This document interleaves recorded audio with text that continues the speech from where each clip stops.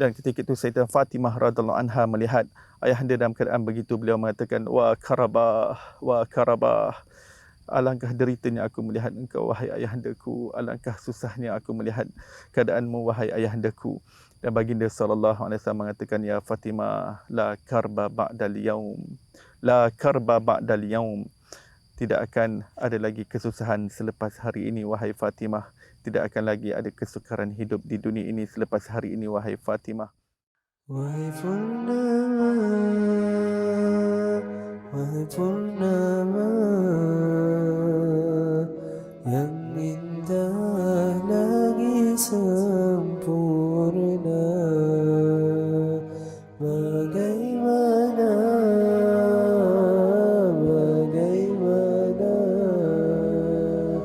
aku luar dengan kata-kata. Para pecinta, para perindu Rasulullah sallallahu alaihi wasallam, dalam episod kali ini saya ingin berkongsikan berkenaan dengan kegeringan Nabi sallallahu alaihi wasallam yang membawa kepada kewafatan Nabi Muhammad sallallahu alaihi wasallam. Sidang penonton yang dirahmati dan diberkati Allah Subhanahu wa taala, sebagaimana kelahiran Rasulullah sallallahu alaihi wasallam adalah saat kelahiran yang kita sangat bergembira, yang kita sambut kegirangan di atas kelahiran Nabi sallallahu alaihi wasallam ke alam dunia ini, maka kehilangan Rasulullah sallallahu alaihi wasallam daripada dunia ini adalah saat kesedihan untuk kita semua. Adalah musibah yang terbesar yang menimpa kita adalah perginya Rasulullah sallallahu alaihi wasallam meninggalkan umat ini. Hilangnya Rasulullah sallallahu alaihi wasallam daripada kehidupan di atas muka bumi di dunia ini adalah suatu ujian yang paling berat yang menimpa kita. Ujian yang lebih berat daripada kita kehilangan anak kesayangan kita. Ujian yang lebih berat daripada kita kehilangan suami kita yang tercinta, isteri kita yang tercinta, ibu bapa kita yang tercinta. Kerana seharusnya dan sepatutnya Nabi SAW adalah orang yang paling kita kasih dan orang yang paling kita cintai. Sedang penonton yang dirahmati Allah, suatu perkara yang kita perlu faham bahawa Nabi SAW adalah orang yang diberikan ujian oleh Allah SWT lebih daripada orang lain. Apabila Rasulullah sakit, kesakitan yang dialami oleh baginda lebih daripada orang lain. Hatta kalau baginda pening saja, pening baginda tidak sama dengan pening yang dialami oleh orang lain. Pening baginda adalah sangat pedih, sangat kuat. Bila Rasulullah demam baginda tidak sama seperti demamnya orang lain. Demam baginda Allah Ta'ala gandakan. Kerana di dunia ini adalah tempat Allah Ta'ala uji manusia, dan dengan ujian tersebut Allah Ta'ala angkat darjat manusia. Apabila manusia itu bersabar, reda dan terima takdir Allah Subhanahu Wa Taala. Dan demikian Nabi Muhammad sallallahu alaihi wasallam, Allah Taala kurniakan ujian dan juga musibah kepada Nabi SAW bukan kerana baginda dibenci oleh Allah Subhanahu Wa Taala. Baginda adalah orang yang paling dicintai oleh Allah. Bahkan dengan ujian tersebut Allah angkat kedudukan Nabi sallallahu alaihi wasallam. Maka demikian pelajaran yang kita dapat ambil bahawa apabila kita diberikan musibah, diberikan dugaan, ujian kehidupan oleh Allah SWT, itu bukan bermakna Allah Ta'ala benci kepada kita, bukan bermakna Allah Ta'ala tak sayang kepada kita, tapi itu adalah tanda kerahmatan Allah, tanda Allah Ta'ala ingin ampunkan kita, tanda Allah Ta'ala ingin sucikan kita sebelum kita pergi meninggalkan dunia ini. Kita dapat menghadap Allah SWT dalam keadaan kita sudah bersih daripada noda-noda, dengan kita bersabar, dengan kita reda dengan ujian tersebut. Dan demikian pelajaran yang kita dapat ambil daripada apa yang berlaku kepada orang yang paling dicintai oleh Allah SWT, tetapi ianya tidak menghalang untuk Allah SWT berikan ujian, dugaan, pancaroba kehidupan onak dan duri yang penuh dengan kepedihan, keperitan, kesusahan, kesukaran dan kesulitan kepada Sayyidul Mursalin, penghulu kepada seluruh Rasul Nabi Muhammad sallallahu alaihi wasallam. Dan apabila Rasulullah mengalami kegirangan Nabi tidak sama dengan manusia yang lain. Allah SWT telah uji baginda dengan baginda telah termakan racun, terletak racun di mulutnya. Baginda tak sempat makan daging tersebut, tapi baginda SAW sudah mula mengunyah daging. Ada dua peristiwa yang mana jamuan makanan Rasulullah SAW yang dihidangkan kepada baginda diletakkan racun.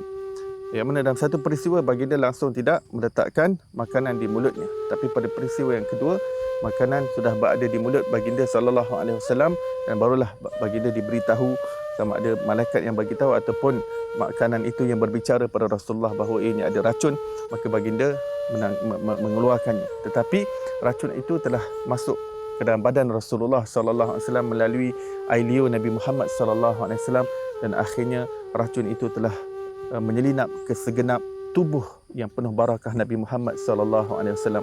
Setiap pembuluh darah Nabi sallallahu alaihi wasallam telah dimasuki oleh racun tersebut. Dan di dalam hadis kita dapat tahu bahawa Sayyidatina Aisyah radhiyallahu anha yang merupakan isteri Nabi Muhammad sallallahu alaihi wasallam memaklumkan bahawa baginda daripada masa ke semasa baginda sallallahu alaihi wasallam akan menyatakan kepedihan racun yang sedang mengalir dalam badan baginda sallallahu alaihi wasallam.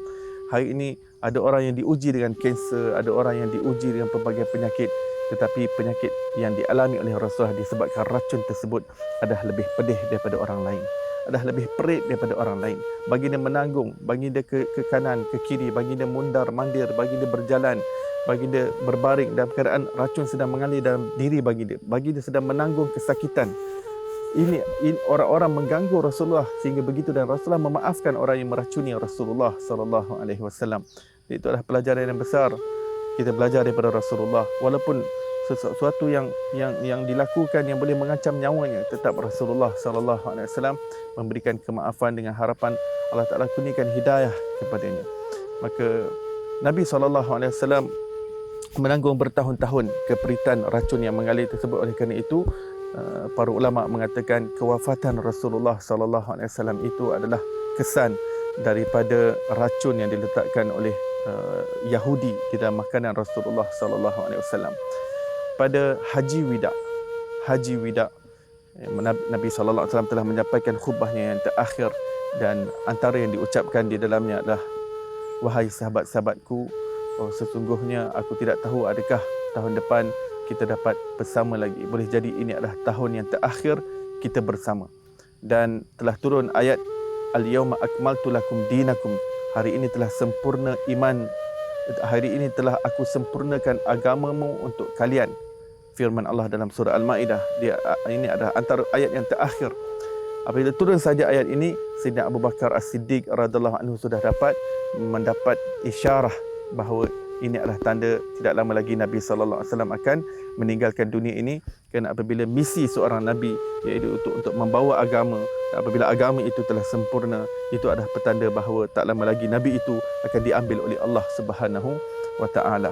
Dan sebuah lagi ayat Al-Quran yang antara yang terakhir yang juga menjadi petanda dan alamat kepada kewafatan Rasulullah sallallahu alaihi wasallam adalah ayat idza ja'aka nasrullahi wal fath wa ra'aitan nas yadkhuluna fi dinillahi afwaja. Dan apabila telah datang kepadamu pertolongan, kemenangan daripada Allah Subhanahu wa taala, dan kamu melihat manusia berbondong-bondong masuk ke dalam agama Allah Subhanahu wa taala, maka Sayyidina Abu Bakar As-Siddiq, Sayyidina Ibnu Abbas radhiyallahu anhuma telah memahami bahawa ayat ini adalah petanda yang jelas bahawa Rasulullah sudah berada di penghujung hayatnya. Kerana apabila manusia sudah mula datang berbondong-bondong kepada agama, bermakna agama ini telah mula diterima oleh masyarakat, oleh manusia, dan itu adalah petanda Nabi itu telah menyempurnakan misinya dan tak lama lagi akan meninggalkan dunia ini. Sidang penonton yang dirahmati Allah Subhanahu Wa Taala, Nabi SAW pada suatu ketika dalam keadaan yang kegeringan ini, baginda SAW menziarahi perkuburan Baqi' pada waktu malam. Dan apabila baginda pulang, baginda mengucapkan kepada Sayyidatina Aisyah bahawa beliau sangat pening. Ini berlaku selepas daripada Haji Wida. Baginda mengatakan, wa ra'sah, alangkah pedihnya kepalaku. Maka Nabi SAW telah jatuh sakit. Selepas daripada Haji Wida tersebut, baginda bertambah gering. Sehinggalah pada saat baginda SAW ingin menghadapi sakaratul maut, pada minggu yang terakhir hidup Rasulullah SAW, baginda ingin untuk keluar daripada rumahnya, tapi baginda tidak berdaya. Beberapa kali baginda SAW pingsan kerana penangan yang sangat dahsyat ketika minggu yang terakhir baginda SAW ingin menghembuskan nafas yang terakhir. Baginda banyak kali pingsan dan baginda bangun dan baginda bertanya, adakah sudah masuk waktu solat? Mereka mengatakan bahawa sudah masuk waktu solat. Baginda telah pingsan lagi sekali dan kemudian bangun lagi, adakah solat telah didirikan? Mereka mengatakan, para sahabat sedang menunggumu. Rasulullah mengatakan, biarkan Sayyidina Abu Bakar untuk menjadi imam. Kemudian Rasulullah pengsan. Baginda pengsan berkali-kali. Dan kadang-kadang Nabi SAW minta untuk dijiruskan air untuk menyegarkan badan Rasulullah, kerana baginda rasa sangat pedih. Baginda mengatakan, innalil mauti sakarat. Baginda bersabda, sesungguhnya bagi maut itu ada kepedihannya, ada keperitannya. Maka keperitan maut yang dialami oleh Rasul bukan bermakna Allah benci kepada baginda sallallahu alaihi wasallam. Bukan kerana Allah tak sayang kepada Nabi sallallahu alaihi wasallam. Kerana pada saat yang terakhir ini Allah ingin mengangkat lagi setinggi-tingginya darjat Rasulullah sallallahu alaihi wasallam sebelum meninggalkan dunia ini. Maka jangan apabila Allah Ta'ala uji kita sedikit, Allah Ta'ala duga kita sedikit, kita sudah bersangka buruk kepada Allah Subhanahu Wa Ta'ala. Beliklah sirah Nabi sallallahu alaihi wasallam. Lihatlah riwayat hidup Nabi Muhammad sallallahu alaihi wasallam. Maka Nabi sallallahu alaihi wasallam telah mengalami sakit kepala yang sangat kuat ketika kegeringan pada minggu yang terakhir itu. Maka Nabi sallallahu alaihi wasallam telah minta untuk diikatkan kain di kepala Rasulullah sallallahu alaihi wasallam. Diikat dengan kuat kerana baginda mengalami sakit kepala yang sangat kuat. Kemudian apabila sakit kepala baginda bertambah, baginda minta sahabat, antaranya Sayyidina Ibnu Abbas radhiyallahu anhuma dan juga daripada ahli keluarganya untuk mengetatkan tali kepala.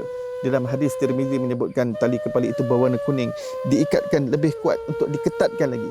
Setiap kali bertambah denyutan pening, Rasulullah baginda minta untuk dikuatkan lagi, untuk ditarik ketatkan lagi. Demikian betapa geringnya Rasulullah sallallahu alaihi wasallam dalam keadaan menghadapi sakaratul maut. Dan ada bekas air yang berada di sebelah Rasulullah. Setiap kali baginda merasa sesuatu yang sangat pedih, baginda akan masukkan tangan baginda dalam air tersebut untuk sejukkan tangan baginda supaya kesejukan itu mengalir dalam badan baginda. Dan baginda akan ambil air tersebut dan menyapukan mukanya mengatakan, alangkah pedihnya maut. Dan baginda ambil air lagi, alangkah pedihnya maut. Dan ketika itu Sayyidah Fatimah radhiyallahu anha melihat ayahanda dalam keadaan begitu, beliau mengatakan, wa karabah, alangkah deritanya aku melihat engkau wahai ayahandaku, alangkah susahnya aku melihat keadaanmu wahai ayahandaku. Dan baginda sallallahu alaihi wasallam mengatakan, ya Fatimah, la karba ba'dal yaum, la karba ba'dal yaum. Tidak akan ada lagi kesusahan selepas hari ini wahai Fatimah. Tidak akan lagi ada kesukaran hidup di dunia ini selepas hari ini wahai Fatimah. Maka demikian Nabi Muhammad sallallahu alaihi wasallam dalam keadaan kegeringan menghadapi sakaratul maut, dan Allah Subhanahu wa taala telah mengutus Jibril alaihi salam untuk mengiringi malaikat Israel, malaikat maut, untuk berjumpa dengan Nabi sallallahu alaihi wasallam dan untuk memohon izin untuk berjumpa dengan Rasulullah sallallahu alaihi wasallam. Apakah yang berlaku selepas malaikat Israel meminta izin untuk berjumpa dengan Rasulullah sallallahu alaihi wasallam? Kita akan sambung penceritaannya pada episod yang akan datang insya-Allah. Sekian, wassallallahu ala sayyidina Muhammadin wa ala alihi wa sahbihi wasallam, walhamdulillahi rabbil alamin. Wahai Purnama, wahai Purnama.